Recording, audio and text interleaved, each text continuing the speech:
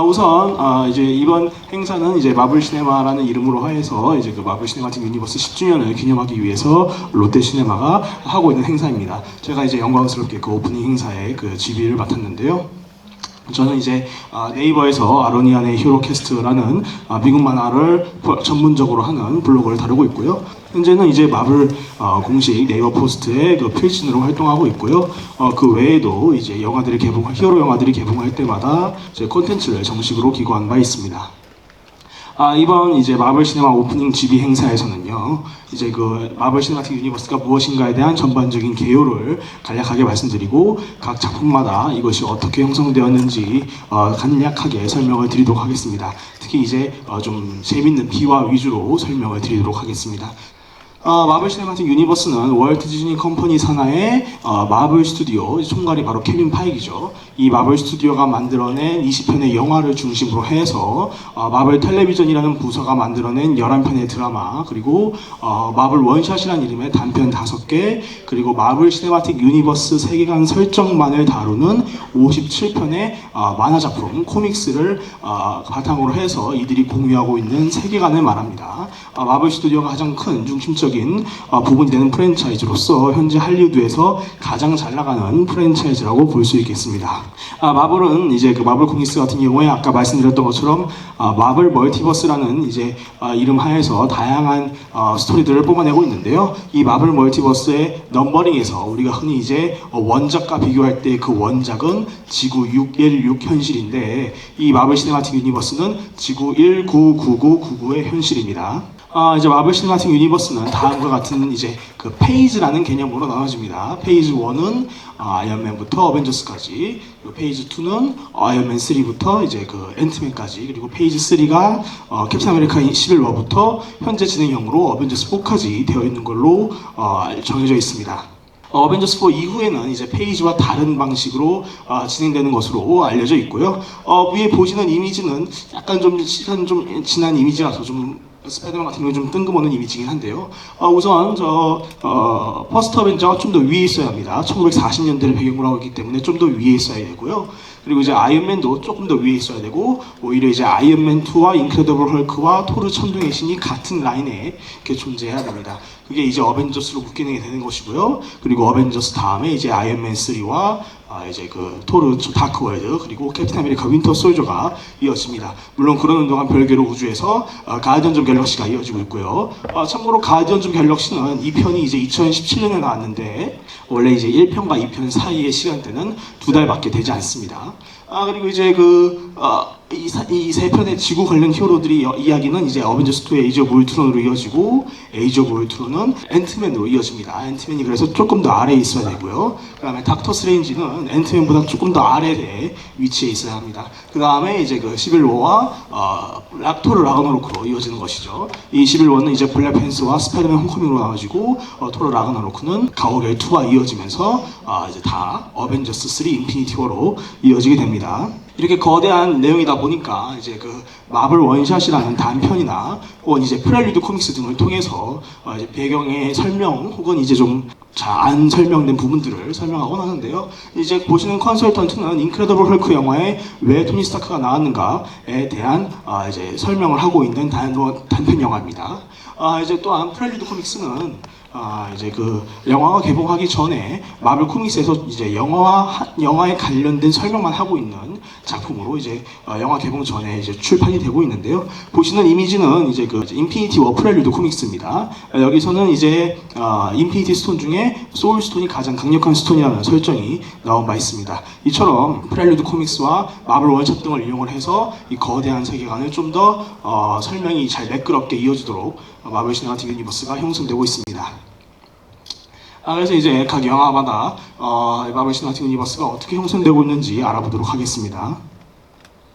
우선 이 모든 현장에 있기까지 가장 중요했던 이 아이언맨입니다. 이 아이언맨 같은 경우에는 이제 오베디아 스테인, 즉 아이언 몽고가 죽으면서, 그리고 또 토니 스타크가 아이언맨인 걸 밝히면서 굉장히 멋있게 끝이 났는데요. 원래 초기에 기획된 구도 그 여러 가지 그 아이디어 중에서는 이 아이언문과 오베디아 스테인 살아 납두게 해는 그런 전개가 있었다고 합니다. 이 부분에 대해서는 이제 어벤져스 때 제가 좀 더 자세하게 얘기를 드리도록 하고요. 그리고 원래 이 필 콜슨 요원은 원래 각본에는 이제 무명인데다 대사도 별로 없었는데 스튜디오 측에서 배우를 마음에 들어해서 그에게 이름을 주었고 대사를 주었는데 이것 덕분에 이제 필 콜슨이 에이전트 오브 쉴드도 나오고 어벤져스도 나오게 되고 나중에 만화에도 등장하게 됩니다. 다음에 이제 아이언맨 2인데요. 아이언맨 2에서 이제 그 앨런 머스크가 카메오로 등장을 했었는데 앨런 머스크는 로버트 다우니 주니어가 아이언맨을 연기할 때 참고했던 실존 인물 중에 하나입니다. 다른 한 명은 이제 하워드 휴즈였고요. 이 스타크 엑스포 장면에서 아이언맨이 구해줬던 히어로가 어린 아이가 나중에 이제 스파이더맨이 되는 것이 아니냐라는 기대감 섞인 팬들의 추측이 당시에 있었는데요. 당시엔 이제 스파이더맨이 그 어메이징 스파이더맨으로 이어지는 상황이라서 사실상 불가능한 이야기였지만 현재로는 이제 스파이더맨 홈커밍으로 그것이 충분히 이제 합리적인 설명이 되었고 케빈 파이기 또한 그것을 사실로 인정함으로써 팬들의 전폭적인 지지를 끌어낸 바 있습니다. 이 영화에서 이제 그 서브 빌런으로 나온 게 이제 그 저스틴 해머라고 해서 스타크 인더스트리의 경쟁사였는데요. 저스틴 해머가 이끄는 이제 그 해머 인더스트리의 무기들이 넷플릭스의 미드 시리즈에서 종종 이제 무기 암거래 시장에 유통되는 걸로 언급되고 있습니다. 아이언맨 2에서 제일 중요했던 건 바로 이제 이 장면으로 보입니다. 어벤져스 이니셔티브를 닉 퓨리가 아이언맨한테 설명하는 것이죠. 이때 이제 보시는 것처럼 아프리카에는 와칸다를 연상시키는 그런 장면이 이제 보였고요. 또 이제 가운데 바다에는 아틀란티스가 연상되는 부분입니다. 이제 또한 재밌게도 이제 아이언맨이 팔라듐 중독으로 굉장히 고통스러워하던 그때와 그리고 인크레더블 헐크에서 헐크가 대학교에서 이제 군대와 싸우던 그때 그리고 뉴멕시코에 멸리르가 떨어진 그때가 다 한 주에 일어난 일이라고 나중에 설명이 되고 있습니다. 그래서 이때의 한 주가 이제 흔히 닉 퓨리의 빅 위크라고 불려지고 있습니다. 다음에 이제 토르인데요. 토르는 이제 9왕국이 서로 이제 이어졌다고 하는데 이 9왕국이 처음 영화에서는 제대로 이제 설명이 되어 있지 않았습니다. 그러니까 현재 상황으로 봤을 때는 이제 이그라드실이라는 이제 어떤 특수한 어떤 우주적인 연속체에 의해서 각각 9개의 다른 은하계에 있는 행성들이 서로 연결되어 있다고 그렇게 지금 설명이 되고 있는 상황이죠. 그 중에 하나가 바로 이제 토르 영화에서 악당으로 등장했던 서리거인들입니다. 서리거인들은 요tun하임에 살고 있고 그리고 또한 아스가르드를 마음에 들어 하지 않아서 토르 시작할 때 이제 지구 미드가르드를 침공을 합니다. 그렇게 함으로써 이제 패권 국가였던 아스가르드한테 도전한 거죠. 그래서 이제 아스가르드가 이제 그 지구 톤스버그 지방을 노르웨이의 톤스버그 지방을 와서 서리거인들과 싸우게 됩니다. 이때 이제 서리거인들에게 패배를 확실하게 시키기 위해서 오딘이 나중에 요tun하임에 아예 침공을 하게 되는데 이때 이제 고대 겨울의 상자라는 아이템을 빼앗아 갑니다. 그것 때문에 나중에 이제 요tun하임 자체가 굉장히 물질적으로 불안해지고 이제 약화되게 됩니다. 그 때문에 이제 나중에 영화에서 로키가 이제 비프로스트를 과부하시켜서 요tun하임을 파괴하려고 하는데요. 이것은 가능했던 이유가 바로 고대 겨울의 상자를 빼앗겼기 때문에 요tun하임이 약해졌다고 그렇게 설명되고 있습니다. 이제 물론 이제 영화에서 비프로스트가 일종의 공격 수단으로서 많이 묘사되고 있긴 했지만 과연 그것이 행성을 파괴될 수준인가에 대해서는 이제 아직까지 이제 정리가 되고 있지 않은데요. 다만 이제 요tun하임 같은 경우에는 이런 고대 겨울의 상자를 빼앗겼다는 그러니까 주요 동력원을 빼앗겼기 때문에 약해졌다는 그런 설명을 할 수 있겠습니다. 이제 원래 오딘 역에 스탠리가 자기가 되었으면 좋겠다라고 발언한 바 있는데요. 여기에 대해서는 이제 정말 사실인지 아니면 농담인지는 자기 본인만 알 것으로 보이는데 안소니 홉킨스가 아마 캐스팅된 것에 훨씬 다행으로 보입니다. 왜냐면 이제 특히 이제 저 명장면 이제 오딘이 토르를 이제 추방하는 장면에서 로키가 중간에 토르를 편들려고 잠깐 이제 아버지를 부르는 장면이 있는데요. 그때 오딘이 혹시 기억하시는 분이 있는데 기억하시는 분은 혹시 계시나요? 갑자기 불같이 소리를 지르게 됩니다. 이 장면은 철저히 앤소니 홉킨스의 애드립이라고 합니다. 그래서 이제 톰 히들스턴이 당시에 너무 놀라서 대사도 이어가지 못하고 그냥 그 상황 그대로 장면이 촬영되었다고 합니다. 기억이 안 나시면 이번 마블 시네마를 통해서 보시면 될 것 같습니다. 이제 뉴멕시코에서 디스트로이어와 싸우게 되는데요. 이 디스트로이어가 파괴된 후에 그것들을 이제 쉴드가 가져와서 그것들을 이용해서 무기를 만들게 되고 그 무기가 바로 아까 영화에서 필 콜슨이 로키한테 공격했던 바로 그 무기입니다. 다음 퍼스트 어벤져입니다. 퍼스트 어벤져에서 톤스버그 지방으로 시작을 하는데요. 그 톤스버그 지방에서 유한 슈미트, 레드 스컬이 이제 테스렉트를 훔쳐가는 장면으로 시작을 합니다. 톤스버그 지방에 테스렉트가 있는 건 이제 왜 있는지도 정확하게 밝혀지지 않았습니다. 그러니까 아마 이제 그 파워스톤 오브가 그 모라가 행성에 숨겨 있었던 것처럼 가오갤에서 아무래도 외딴 지역이라서 숨겨놨던 것으로 보이는데요. 이제 아스가르드와 또 이제 서리거인들이 싸웠던 장소라는 점에선 다소 좀 이렇게 위험한 장소가 아니었나 하는 생각이 들고요. 여기에 대해서 왜 스페이스 스톤인 테스렉트가 이 톤스버그 지방에 있는지는 아직까지 설명되지 않고 있습니다. 보시는 장면은 이제 오리지널 스타크 엑스포인데 저 스타크 엑스포에서 나오는 저 신세링맨 저것이 이제 재밌는 이스터에그입니다. 원래 이제 2차 세계대전이 한창인 때 마블은 당시에 타임리 코믹스라는 이름을 갖고 있는 회사였습니다. 그 타임리 코믹스라는 회사에서 제일 유명했던 인기 있는 히어로가 이제 네이머, 아틀란티스에서 온 뮤턴트죠. 그리고 캡틴 아메리카, 그리고 이제 휴먼 토치였습니다. 휴먼 토치는 이제 온몸이 불타는데 하늘에 날 수 있는 안드로이드였는데 이제 기계다 보니까 이제 시민들이 두려워하고 경외감을 갖는 그런 컨셉을 갖고 있었습니다. 그 영향력이 있다 보니까 나중에 판타스틱 4에서 온몸이 불에 타는 자니 스톰이 휴먼 토치라는 이름을 이어간 것이죠. 근데 이제 여기서 영화에서는 스타크 엑스포에 전시된 것으로 거의 원작과 똑같은 화면 구도로 이제 이스터에그로 사용하고 있습니다. 다음은 이제 프로젝트 페가수스, 이제 어벤져스입니다. 어벤져스의 시작은 프로젝트 페가수스를 로키가 이제 공격하는 것으로 시작을 하게 되는데요. 프로젝트 페가수스는 이제 토르 때문에 생긴 것으로 보면 되겠습니다. 토르에서 이제 디스트로이어가 뉴멕시코 지역을 침공을 했을 때 그때 이제 세계 안전보장 위사회가 이제 어벤져스 이니셔티브를 갖고는 이제 세상을 구할 수 없다라고 생각을 했고 그것 때문에 어벤져스 이니셔티브와 별개인 페이즈 2를 계획을 했던 것이죠. 본격적으로 페이즈 2를 진행하라 했고 그 페이즈 2는 아까 영화에서 들으셨던 것처럼 테스렉트를 무기화하는 것입니다. 그래서 이제 쉴드가 보안을 담당하면서 극비 정보를 넘겨주고 나사가 과학적인 지원을 해줘서 프로젝트 페가수스라는 것이 만들어지죠. 여기서 이제 테스렉트를 연구하고 무기화하는 것이었는데 이때 이제 로키가 등장합니다. 로키가 왜 등장했는지에 대해서는 이제 정확하게 설명되지는 않았지만 이제 팬덤이나 사실 이제 업계 내에서는 이제 타노스가 어떤 해킹 같은 걸 해서 나타났다라는 식으로 설명이 되고 있습니다. 근데 이제 이 프로젝트 페가수스가 로키의 등장으로 없어지면서 사실상 이제 닉 퓨리의 어벤져스 이니셔티브가 진행될 수밖에 없었던 것이죠. 로버트 다우니 주니어가 헬리 캐리어에 등장했을 때 이제 갤러그 하는 사람을 봤다라고 한 부분이 있는데 이 부분은 애드립이고요. 그걸 마음에 들었던 조스 웨던이 그럼 정말 갤러그 하는 사람을 찍자 해서 찍었다고 알려져 있습니다. 그 외에도 슈아마 대사 자체도 이제 토니 스타크, 그러니까 로버트 다우니 주니어의 애드립으로 알려져 있죠. 그럼 이제 치타우리 침공 동안 워머신은 무엇을 했는가 궁금해하실 분도 계신데요. 워머신은 이제 아이언맨 3 프렐류드 코믹스에 밝혀진 바에 의하면 홍콩에서 이제 텐링즈와 싸우고 있었다고 이제 설명이 되고 있습니다. 이때 이제 진짜 만다린이 이제 워머신에 대한 보고를 듣게 되는 것이죠. 조스 웨더는 감독이기도 하지만 여러분들이 다 아시만한 버피 더 뱀파이어 슬레이어라든지 파이어 플래딩의 미드를 감독하기도 했지만 한편으로 이제 어스토니싱 엑스맨 등 만화의 작가이기도 했습니다. 그래서 이제 영화를 이제 어벤져스를 어떻게 만들까 굉장히 고민을 많이 한 것으로 보입니다.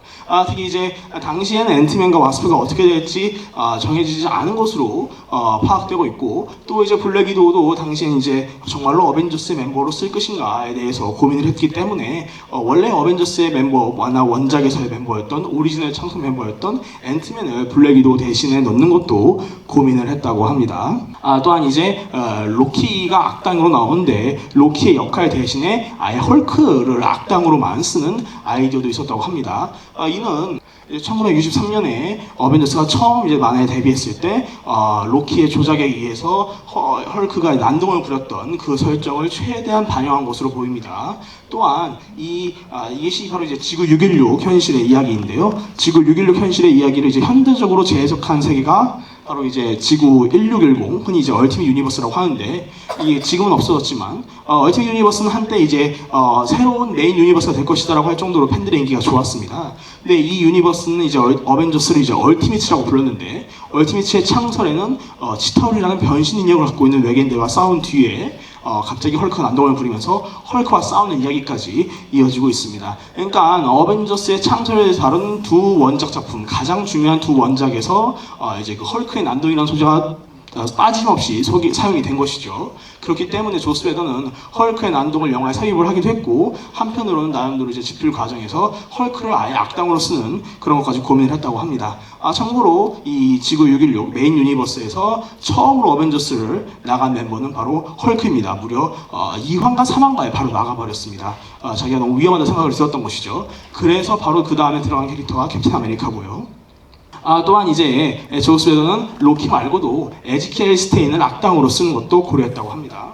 에지키엘 스테인은 이제 오베디아 스테인의 아들로 비교적 최근에 등장한 악당인데, 어디까지는 이제 아이언맨의 악당이고 어벤져스와는 큰 이제 접점이 없었습니다. 근데 이제 이런 캐릭터를 이제 고려했던 것은 아까 말씀드렸던 그 오베디아 스테인이 사실은 살아있다라는 그 개념과 더불어서 어떤 그런 연장선상에서 이해해 보신다면, 아무래도 조스 웨더는 어벤져스가 있기에는 아이언맨이 영화의 아이언맨의 성공이 굉장히 중요했으니까 아무래도 이제 어벤져스의 악당으로 이제 아이언맨의 악당을 쓰려 했던 것이 아닌가 하는 그런 생각을 해볼 수 있겠습니다.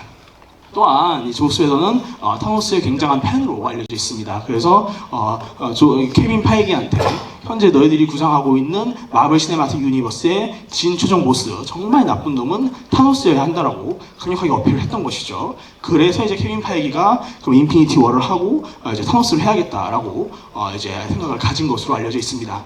정작 재밌게도 케빈 파이기는 자신이 이제 타노스는 좋아하지만 영화에서 타노스를 어떻게 써야 할지 딱히 생각해 본 적 없고, 이제 어벤져스 인피니티 워에서는 굉장히 잘 나와서 다행이다라는 식으로 언급을 한 바 있습니다.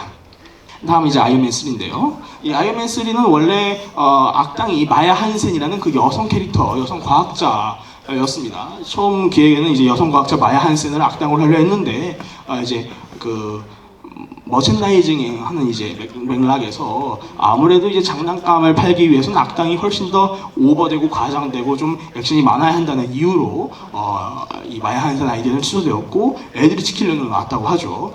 또한 이제 이 알려진 바로는 만다린이 이 영화에선 가짜로 나오는데, 원래 1편에서 이제 만다린을 악당으로 쓰는 그런 아이디어도 고려되었다고 합니다. 그러니까 1편에서 만다린을 쓰려 했지만 오베디아 스테인을 썼고, 그리고 또 3편에서도 만다린을 쓰긴 쓰지만 가짜 만다린이라고 지정하는 걸 보면서 마블 스튜디오가 이 만다린이라는 캐릭터를 다루는데 굉장히 고심했다는 걸 생각해 볼 수 있는 부분입니다. 또한 이제 그 원래 아이언맨 3의 여러 아이디어 중에 하나는 바로 데몬 이너 보틀이라는 몇 안 되는 아이언맨의 그 고전 명작을 영화화하는 그런 걸 고려했다고 합니다. 이제 이 작품은 이제 아이언맨이 알코올 중독에 걸렸는데 그 알코올 중독에서 벗어나는 그런 내용을 하고 있었던 것이죠. 당시에는 이제 물론 아이언맨이 지금처럼 인기가 많았던 것은 아니지만 그래도 이제 자기의 이름을 걸고 있는 타이틀을 갖고 있는 히어로가 알코올 중독에 걸린다는 것은 굉장히 업계에서 센세이셔널한 일이었죠. 그래서 이런 이야기를 영화화하려고 했으나 아마도 이제 그 아이언맨 2에서 팔라딘 중독이라는 내용이 한번 나왔기 때문에 비슷한 맥락이 있어서 아무래도 이제 그 치타우리 침공의 이후에 그 여파로서 불면증과 불안장애 때문에 어떤 이런 정서적인 혼란을 겪고 있는 것으로 영화에서 재해석한 것으로 보입니다. 다음은 토르 다크월드입니다. 토르 다크월드에서 이제 9왕국에 대해서 좀 더 자세하게 알 수 있었고, 현재 이제 볼 수 있는 설명으로 드리자면 이제 지구가 미드가르드이고, 그리고 이제 그 패권 국가인 아스가르드가 있고, 그 다크 엘프가 살고 있는 스바르타일파임이 있고, 그리고 라이트 엘프가 살고 있는 바나하임이 있는 것으로 알려져 있습니다. 그리고 이제 그 토르의 친구인 워리어즈 3 전사 3명 있죠. 그 중에 하나가 바로 저 호건인데, 이 호건이 살고 있는, 흔히 호건이라도 표기를 하기도 합니다. 이 호건이 이제 출생지인 바나하임도 이제 그 토르 2 다크월드에 나왔었고, 또한 어벤져스 3에서 굉장히 멋있는 비주얼을 보여주었던 니다벨리르 역시 이 9왕국에 속해 있습니다. 1편에서 등장했던 서리거인들이 사는 요툰하임 역시 이 9왕국에 속해 있고요. 그리고 토르 3편에서 나왔던 이제 슈트르가 있었던 곳인 무스펠하임 역시 9왕국에 속해 있습니다. 이 죽은 자들의 영역인 니플하임은 이제 헬라를 가둔 헬이 있는 곳으로 설정이 되어 있습니다. 이 토르2는 이제 토르가 바나하임에서 이제 악당들과 싸우는 장면으로 시작을 하는데요. 이것은 이제 토르 1편에서 토르가 요순하임을 구하기 위해서 비프로스트를 파괴하면서 생긴 혼란을 보여주는 대목입니다. 이 9왕국에서 사실상 패권국가 역할을 하고 있는 것이 아스가르드인데, 아스가르드가 요tun하임을 구하기 위해서 비프로스트를 파괴하면서 사실상 이제 9왕국에서는 아스가르드가 사라진 그런 분위기였다고 합니다. 그러다 보니까 이제 트롤들이 니다벨리르를 침공을 하고 이제 또 이제 그 바둔이라고 해서 이제 아스가르드의 아홉 왕국에 속해 있지는 않지만 이제 거론되고 있는 아스가르드가 보호 관찰하고 있는 종족이 있는데 그 종족에서 내분이 일어나고 그리고 또 여러 범죄자 집단들이 이제 마라더즈라는 팀을 만들어서 바나헤임을 침공하는 그런 일들이 있었습니다. 그래서 토르2에서 토르가 그렇게 레이드를 하면서 다 이제 정리를 하고 평화를 되찾았던 것이죠. 이 과정이 이제 흔히 마라더즈 워로 표기가 되고 있는데요. 근데 이제 이렇게 다시 질서를 회복하면서 아스가르드가 보호했던 나라로 이제 제가 보시는 것처럼 하로킨, 노른하임 그리고 리아라는 장소가 이제 그 영역들이 행성들이 언급이 됩니다. 이들은 이제 아스가르드의 아홉 왕국에 속해 있지는 않지만 아스가르드의 발달된 문명에 이제 보호를 받는 것이죠. 특이하게도 이 리아 같은 경우에는 바로 이제 가오겔2에서 저 돌덩이 외계인들이 싸우고 있었던 행성으로 정해져 있습니다. 저 돌덩이 외계인들은 토르2에서도 나왔고 가오겔2에서도 나왔고 그리고 토르3도 나왔는데요. 저 외계인 종족은 크로난이라는 이름을 갖고 있고 원작에서 토르가 데뷔한 작품에서 처음 토르가 싸운 악당 외계인들이 저 크로난이기 때문에 크로난은 이제 영상 매체에서 자주 나온 것으로 생각해 볼 수 있겠습니다.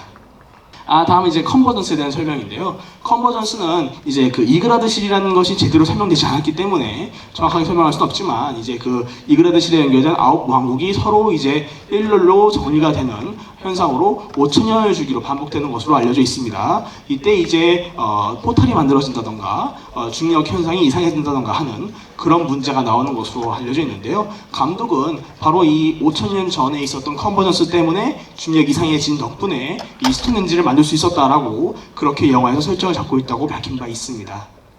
이제 다크엘프가 처음으로 이제 그 컨버전스를 이용해서 우주를 이제 어둠을 바꾸려고 했었는데 이게 바로 영화 플래시백에 나왔던 그 전투입니다. 이것이 이제 다크엘프의 1차 시도라고 흔히 팬들사에서 부르게 되는데요. 이 1차 전쟁은 이제 그 아스가르드의 전쟁 선언을 할 때 가장 앞에 있는 가장 최초의 전쟁으로 여겨지고 있습니다. 이제 보시는 인물 이제 토르의 할아버지이자 오딘의 아버지인 보어 혹은 보르로 표기하는데 그 캐릭터가 이제 말레키스를 잡는 부분이죠. 이 말레키스는 다크엘프의 가장 강력한 마법사로 등장을 합니다. 근데 이제 재밌는 건 이제 이 다크엘프의 설정인데 원작에서 다크엘프는 그냥 스파르타이팜에 사는 어떤 판타지 종족 같은 그런 개념입니다. 근데 영화에서는 다크엘프가 우주 탄생 이전에 존재한 그 어둠 속에 존재했던 종족으로 설정을 하고 있어서 사실상 마블 시네마틱 유니버스에서 가장 오래된 종족으로 여겨지고 있습니다. 그런데도 불구하고 기술력이라든지 전투 실력은 좀 다소 모자란 부분이 있어서 좀 아쉬웠는데요.